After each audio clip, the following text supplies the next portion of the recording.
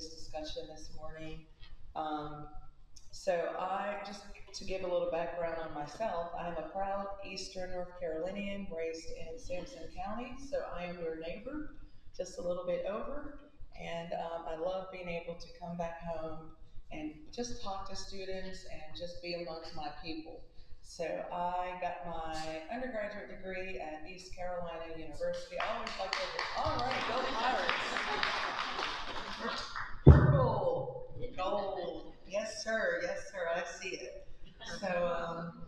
When I see students in the room, I love to share my story because I want them to know that sometimes when you start out on your academic journey, it can twist and turn, and eventually it'll be tied into a beautiful bow. And so I began as an undergraduate at East Carolina University, where I played college basketball for 4 years. I was a biology major when I got to ECU, and my biology advisor said, Danielle, you need to really stick out because everybody who goes to med school is a biology major. He said, is there anything else you like to do? And I said, well, I love to read and write. He said, well, have you thought about majoring in English and you can just take your pre-med recs? And so because he suggested it, that's the only reason I did it. I went over to the English department and I said, hey, I like to major in English. I love to read. I like to write. And so I became a English major, minoring in biology. And once I started taking those English courses, and I realized that you could actually make a career of reading and writing, I never went back to medicine. I still took all of those pre-med recs, but I really fell in love with reading and writing. So I went on to get a master's in English. Um, and then I decided, well, it wasn't decided, I got interested in sociology. Someone in the English department said, Danielle, are you not going to get a PhD? And I said, well, I really want to get a PhD, but I'm not sure what I want to get it in. And so my English chair said, Danielle, you should take a course in sociology. And so, when you teach at a university, they'll let you take courses for free. So I went over to the sociology department and I met with someone and I shared my interest, and so from there, another light bulb came on, and I was like, wow, this is it. And so I winded up going from ECU to the University of Maryland, College Park, getting a PhD in sociology. And so along the way, I've taught at East Carolina, I've taught at William and Peace University, I taught classes at the University of Maryland, and now I'm teaching at Fayetteville State. So I really enjoy being in these environments, especially talking to young people. So I hope my story can encourage you that sometimes you're going to make some detours, but just keep going. And if you have someone who's willing to take some time up with you, because had it not been for that biology advisor and then the English chair, and then someone in sociology, they really helped set me on my path. And so be encouraged and take advantage when people want to talk to you and ask you questions. All right, so today we're talking about 1984. Now, I first read 1984. I can't remember if it was I think it was the ninth grade. I'm pretty sure it was the ninth grade. That was over 30 years ago. I'm telling you guys my age. But I remember reading 1984 and thinking, this is a really good book. It wasn't my favorite book from George Orwell. I really loved Animal Farm. Anybody read Animal Farm? So I was really big into Animal Farm, but I enjoyed 1984. But I remember thinking way back then, but this could never happen in America. Okay, I was a ninth grader, and I was like, this is what happens in other countries, but this would never happen in America. And I remember one of our questions, because the title was 1984, so 1992, 93, I was a kid in 1984, and were discussing, could you see this happening? That was one of our class discussions. And almost everybody in the class was like, no, not here in America. There's no way. Okay, now that was back in 1992. So here we are in 2025, and I started rereading 1984, and by the second or third page, I was like, oh my goodness. this could actually happen now. And so that's why I always encourage students, even if you read a book, go revisit it because sometimes when we read it in our youth, and I understand that, there's a lot of emphasis on banning books. I don't know if you should ban them. Like in high school, I missed so many of the messages.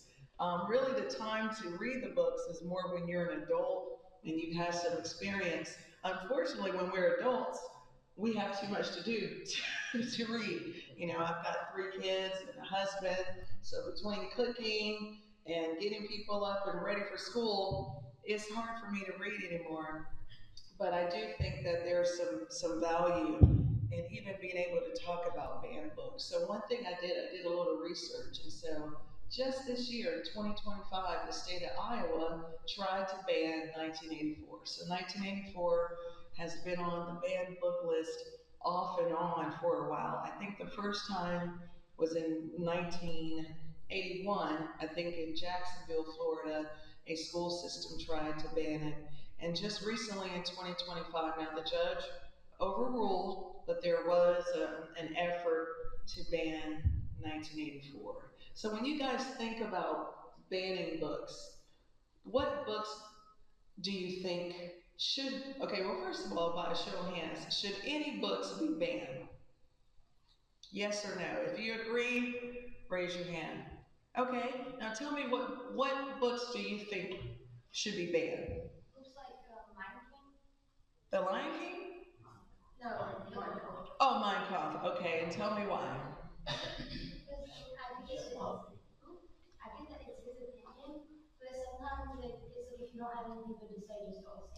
Hmm, good point. Would anyone like to counter that? Does anyone have a differing view or opinion? Okay.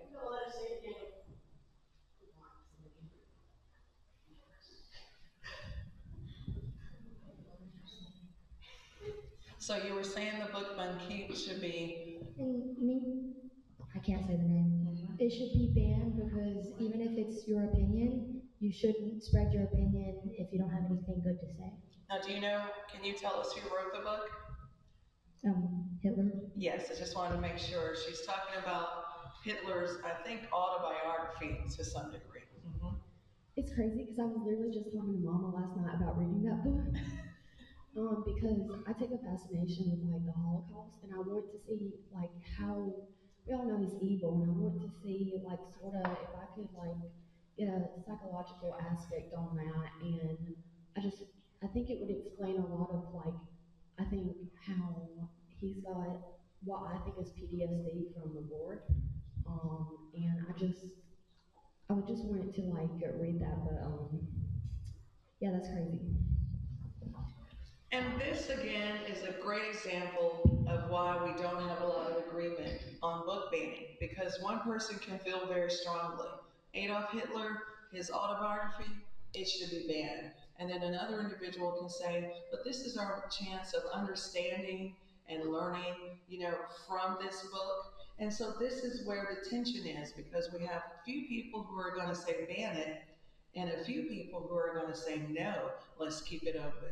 And so we're never probably going to come to 100% unity on which books need to be banned and which doesn't. But I hope that can give you a good snippet of why it's so important that we're gathered here to talk about 1984. So I'm going to give a quick summary of 1984. How many people like 1984, enjoyed reading it?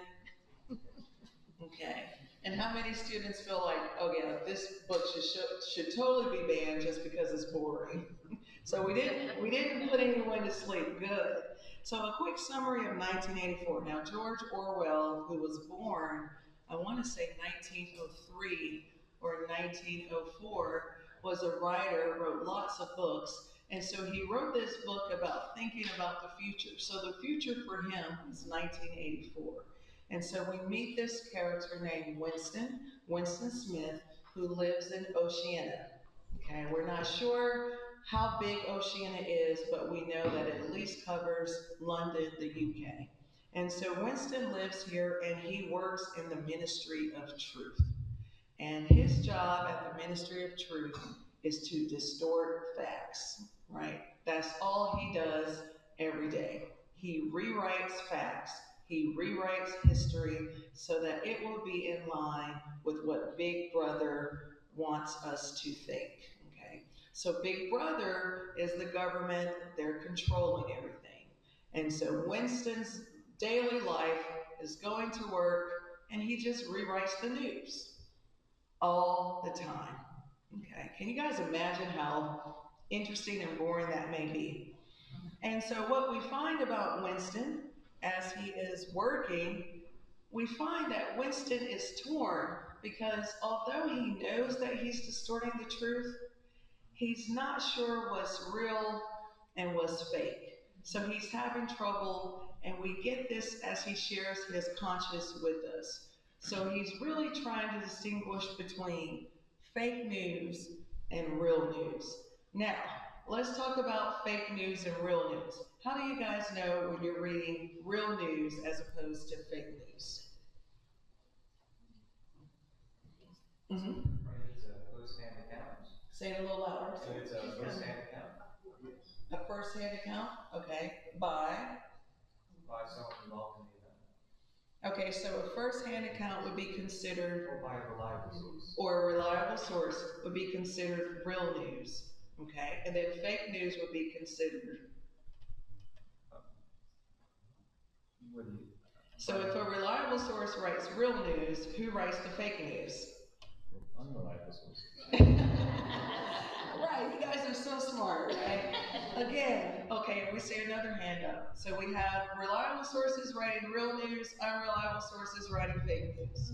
Obvious bias. So like when they don't show any other perspective in a reasonable light, don't give credit, like using other evidences on the opposite side to either concede or concede or rebut. Mhm. Yeah, refute. Excellent, excellent. So you guys are able to pretty much spot fake news from real news. Have we ever, anyone ever been deceived by fake news? Yes, because sometimes, and we see someone has a comment in the back. I love that I don't have to do all the talking.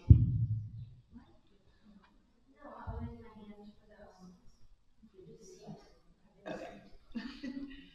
Because now we have these things called bots, and bots put out fake news, right? Because of AI and artificial intelligence. So sometimes you can be reading an article or watching a video, and it seems very real. I have been on YouTube, and all of a sudden, Oprah Winfrey is doing a commercial, and her mouth is moving, and it looks like Oprah, but it's a bot using her face and her voice. Have you guys seen some of these videos? They can be very convincing. So, even though 1984 was written, I want to say it was written in the 40s, 1949. Even now, we can see how difficult it can be to distinguish between fake news and real news. And it's Winston's job to change the news. So if Big Brother says we're fighting Eurasia, he changes the news to make it seem like you're fighting Eurasia. And that's what he would do. Whatever the government said, he would just change the news. But Big Brother is also having memories of the past. And I mean, not Big Brother, Winston is having memories of the past, and he realizes we used to live a different way. Okay. And so we see this conflict unfurling through the pages of 1984, and then he meets Julia. Now, who is Julia? Girlfriend. That's right, girlfriend. He meets a love interest who has the same spark in her eyes because she too is saying, this is not right. We can't distinguish the truth anymore. We need to go and join the group that could overthrow Big Brother.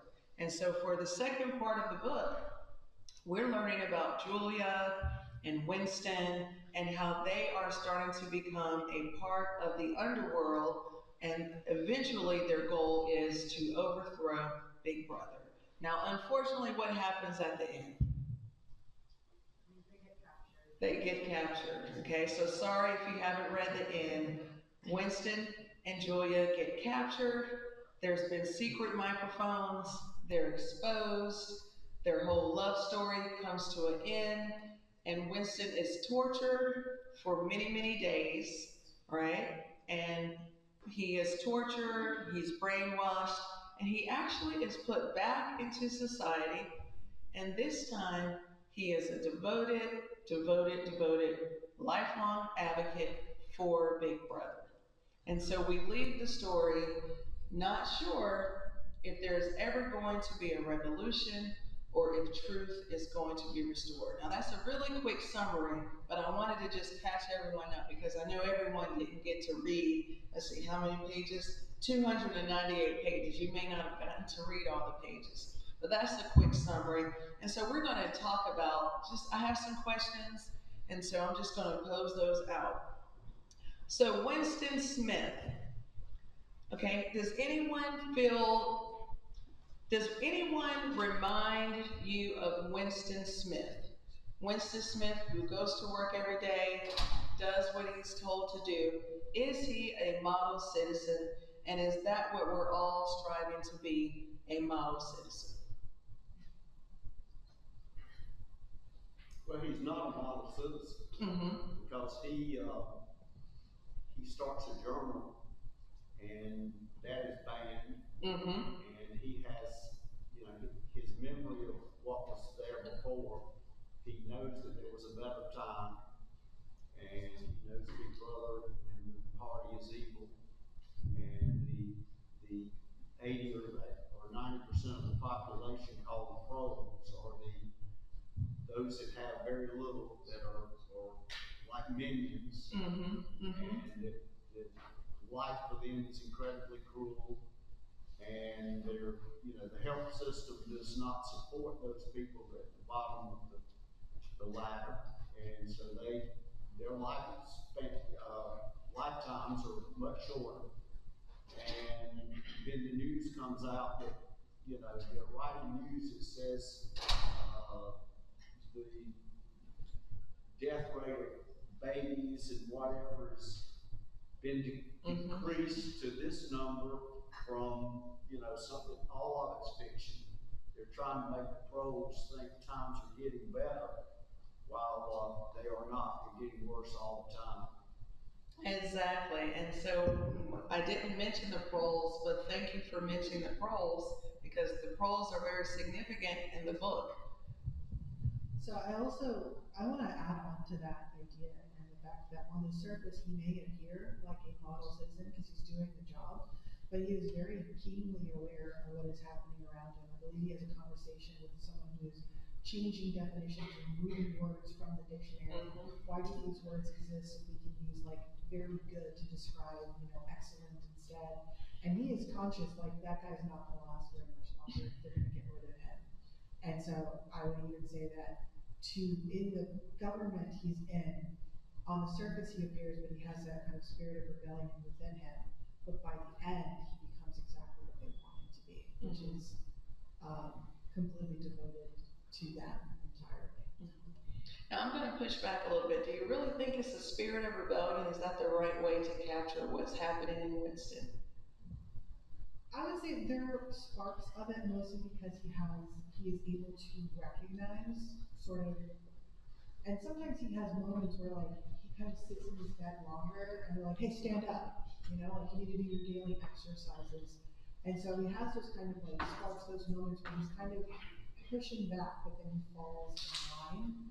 And then I think as soon as he finds sort of camaraderie within Julia, that's when that idea of like, oh, we can do this starts to really, I guess, wake up. So I think there's maybe not even spirit, like maybe a spark of something like, I know what's happening around me isn't right, but I can't do anything. And then all of a sudden it's like, maybe there is something. And then that's being squashed. I think it depends on which society we're talking about. Is it a model citizen for their society or a model citizen for ours? Because if you think about it, that rebellion is not rebellion in our society, but it would be in their society. So what model citizen are we talking about is kind of my point. I don't know if you would classify that as rebellion or just a human spirit, normal spirit that we accept right now. Like right now, we think of that as just a natural right and not as rebellion. Very good, right? Because and I like this. I like that language of a human spirit because isn't it kind of innate to humans to question, particularly Americans? We love to question things, right? We we are Protestant faith protesters, right? We protested the Catholic Church. We rebelled from being under, European English government. So we, particularly in America, we don't like for people to tell us what to do. We like to think. But that also seems to be human nature because now that I'm a mom, I realize I have to teach my kids how to do the right thing. They naturally know how to do the wrong thing, right? They naturally want to rebel. But why? Every question, but why? But why? Because that is instinctual to humans to question and ask why. So we see Winston being rebellious or maybe just human and really confused because he has these memories. What about his memories of his mother? That is pretty much a loving memory, but he's not sure how much of it is reality and how much of it is fantasy. And this is a question that I want to pose. Are we living in a time where we're all going to have to distinguish between reality and fantasy? Have we thought about that? How can we distinguish between reality and fantasy in 2025 with technology, with computers, with artificial intelligence? I think continuously we're seeing in 2025 the integration of augmented reality, which is bringing our fantasies into our real life. So it's combining the fantasies of like the 1940s, that imaginary world in 1984, and bringing it into our modern world. So it's scary to see. So you do. Actually, you're answering the question. So we're seeing a merging of fantasy and reality through the augmented world. And so through virtual reality, through artificial intelligence, through, I think the new thing is Sora. Have you guys tried out Sora yet? Those videos on the AI videos. If you haven't tried it out, you may want to just write that down because it is. It was just released, I believe, this week or last week and is very, very popular. I wish we had time to pull up a video, but there people are making videos, and you can use a person's face. So I just read an article. Robin Williams, the late Robin Williams, the actor comedian, his daughter was asking people to please stop making videos of her father because it makes him uses his face, his body, and it makes him look like he's talking and so people, it's AI, it's all artificial, but for her, it's very disturbing. And so, unfortunately, we may be seeing more of that as we move on because it's just getting started. So that is a very good point. Is there a hand back? Okay.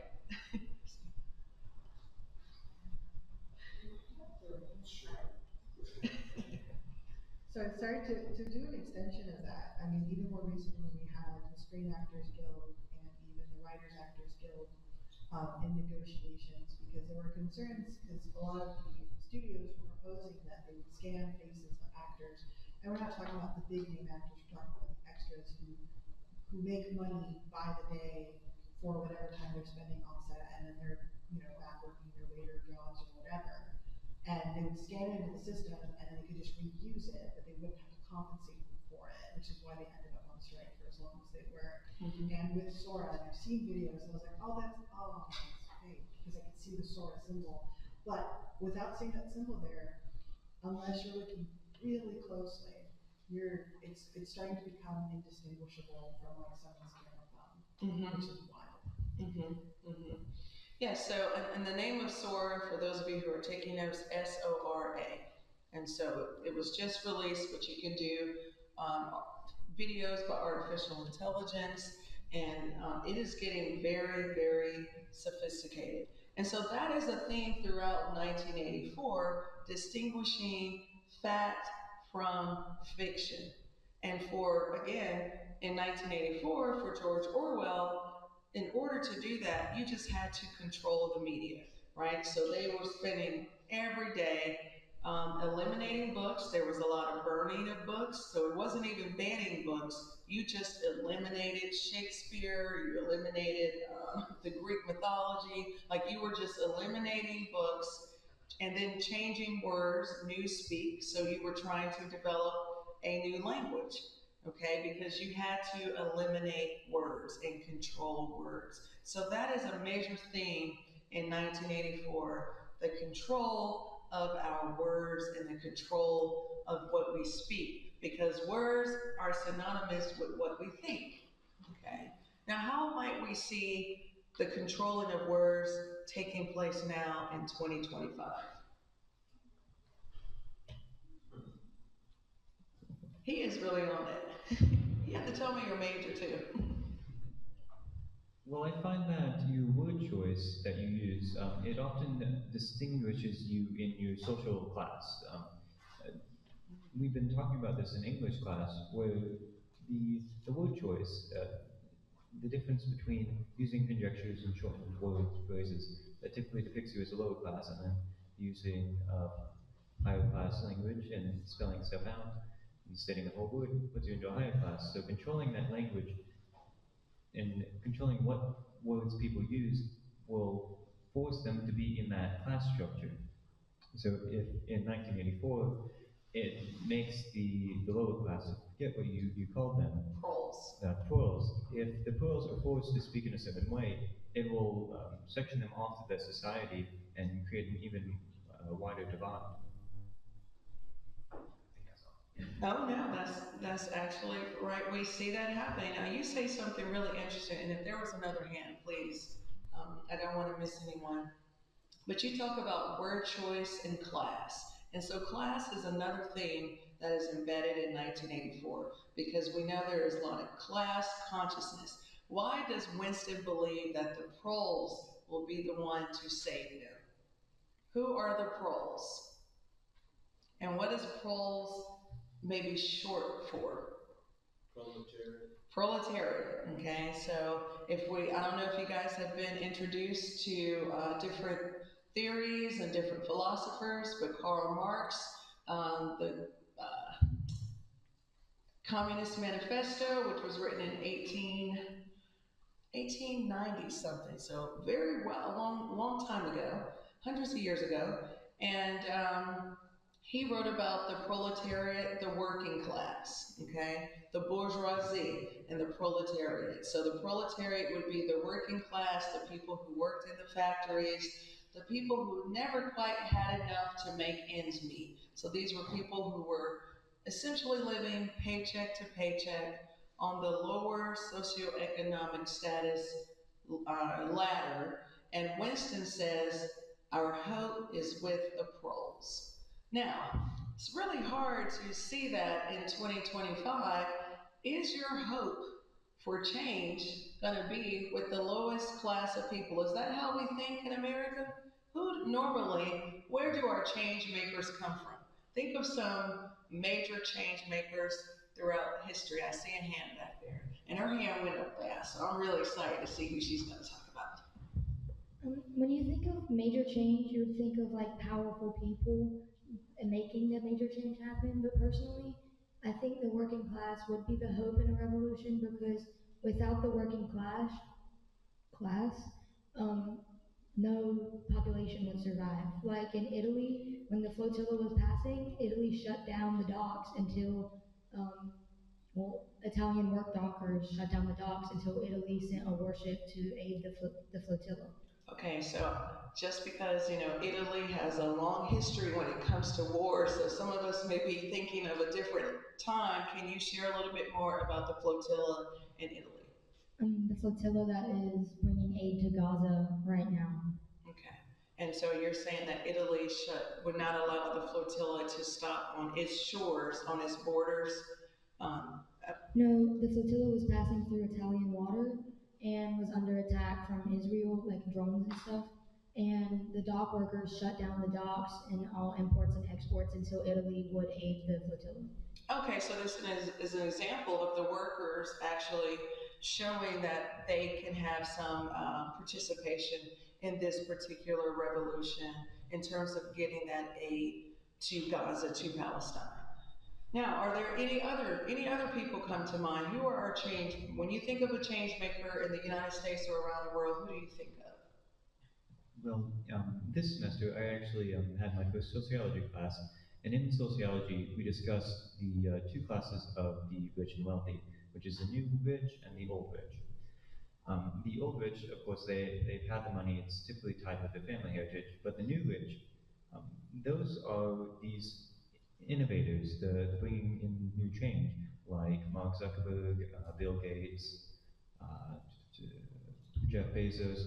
All these people, they started as somewhat probably higher middle class or even lower middle class, but they had a revolution idea, and their idea changed the world. So both classes of people can make a major change. It's just it is easier for the old rich to make a change, but the new rich and the middle class, they can make a change, and often they'll get power through that. I hope that helps. Oh no, that's thank you. There's no right or wrong answer, right? This is what we're doing in a discussion when we're talking about the pros. And so again, so we won't get off track. The question is, can the pros, can the lower class, was Winston right to think this is where our change will come from the pros? Yes, he was right because when you think about any kind of change that comes, there's always going to be an activist usually behind that, and behind the activist is their crowd. One activist alone, such as MJK, he couldn't. Was it MJ? Martin Luther King Jr. Okay. He I was wasn't an sure because activist. I was like, MJK, is that a rapper that I don't Okay. know? Sorry. But he had, you know, he had a dream, right? But he wasn't able to do that dream unless he had that crowd of people behind him where he encouraged them to protest peacefully. He wouldn't be able to, he wouldn't be considered the historical figure that he is now without that crowd of people behind him. And that crowd of people behind him was notably working class Americans because that's um, the biggest part of America. Like there's the rich, which are a small percentage, and there's the very, very poor. But the working class is the ones that can make a difference, that can afford just enough to make a difference. Um, so yeah, I think Winston was right in thinking that. We're going to go to the back. And that's a very good example. I teach sociology and so social movements and the civil rights movement. That is one thing that has been very astonishing that you had a bunch of poor people, right? I mean, these were really poor individuals at the time in the 50s and 60s. Almost 80% of African Americans were living below poverty, and yet they were able to rally together. Dr. Martin Luther King would come to places like Bladen County in North Carolina. He would preach, and they would take up an offering, and they would take up the offering from these very poor folks. And most of that money was the engine that helped drive the civil rights movement. I've taken a sociology class, and in the in the book, Orwell changes the narrative. He has the working class people so focused on, you know, just making life from day to day. And you mentioned Marx, and so the classes are separated in this. And Marx does a good job at showing that the pros, the working class, they only really focus on living. They are more, the mothers are nurturing to their children, but they're also teaching their children, instead of like playing, they indoctrinate them from such an early age to be snitches, the tattletales, and to be looking for them. And the children become numb to what we would probably think, because we're not in a war torn country, to think that, oh, it's okay to watch someone be beheaded or what have you. And then they also add alcohol. The people can drink because if you're at a certain such a social class, that alcohol is also a distractor. Alcohol distracts people from or drugs, and they also use sex to distract people. And so that, in essence, in today's world, no, Winston is not right. But for Orwell, when how he presents it, he is right because he has false hope. He believes that because they have the numbers, that they can win and they can overcome. But power, because I think he said they have power for powers just for power's sake. So the power comes from the top, for that minute minority following Marx's um, alignment of theory, finding his theory based on that premise. If you can swallow that pill, the power is going to always come from the top, and they can wish one, but they can never rebel because they don't have the power. They have the numbers, but they don't have the power.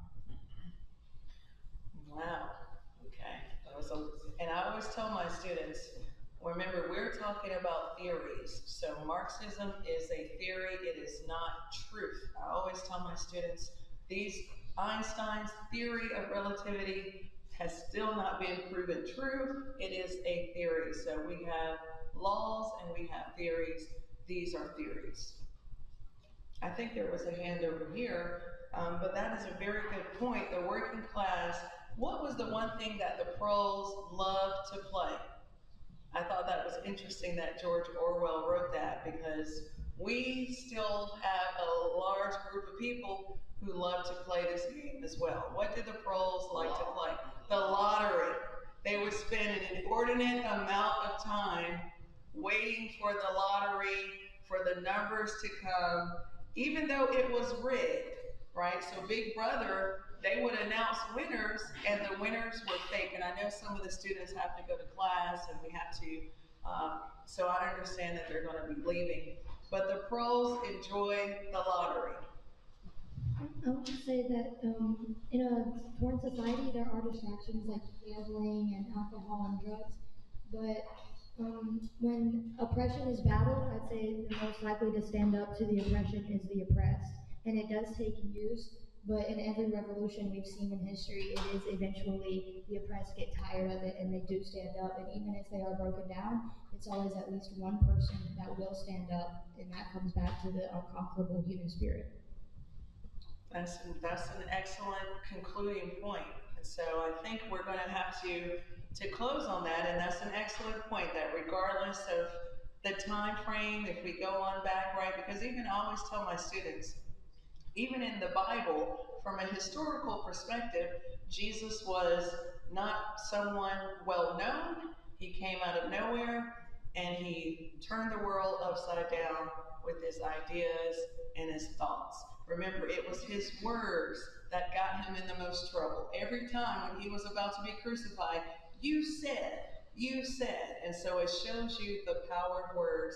And what 1984 is a good reminder of, it is the power of words and the power to think. Those are the two things that I want to leave you with. The power of words and the power to think. And in 2025, we are seeing that played out because there's a lot of power behind words. And now we have automation, we have robots who are putting out words. And so now we've got to think through things to distinguish truth from reality. So thank you guys for having me this morning. I really enjoyed it. Hope you got something out of our talk.